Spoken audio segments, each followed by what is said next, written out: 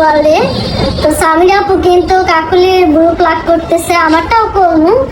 আর আমার মুখের অবস্থা এত বাজে হয়েছে, মানে আমি বাড়িতে থাকছি না, মানে অনেক টেনশনে ছিলাম। তো এই টেনশনে থাকার কারণে আমার মুখে দেখেন পিম্পল হইয়া বেড়ে গেছে।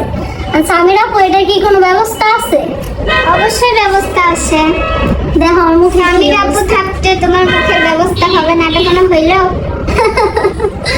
তো দেখা যাক আমার সার্ভিস অনেক ভালো, আমি নিচ্ছি না, অনেক ভালো।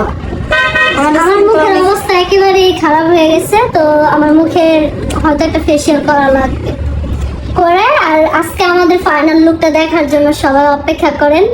বসন্ত চলে গেছে, তো এখন আজকে হচ্ছে আমাদের জন্য বসন্ত, কারণ আমরা যেহেতু দুইজন দুই দিকে ছিলাম এতদিন। ও ছিল গাইবান্ধায়, আমি ছিলাম গাজীপুরে। তো আমাদের মন থেকে তো বসন্ত গেছিল। তো বসন্ত চলে আসে ইনশাল্লাহ, আজকে আমাদের জন্য বসন্ত। আর বসন্তের কি সাজ দেই আমরা সবকিছু আপনারা দেখতে পাবেন। আমরা কিন্তু সামিরা আপুকে মানে গ্রামে গেছি, তাই কি হয়েছে অনেক মানে মিস করি যে সামিরা আপুর পার্লারে। আগে তো তোমরা দেখছো যে মাঝে মাঝে আমরা সামিরা আপুর পার্লারে আসতাম, তো হ্যাঁ সার্ভিস নিতাম। মানে গ্রামে যাওয়ার পরে কিন্তু আর আসা হয় না সামিরা আপুর পার্লারে। তো আজকে আসছে, অনেক ভালো লাগতেছে, অনেক দিন পর আসছে।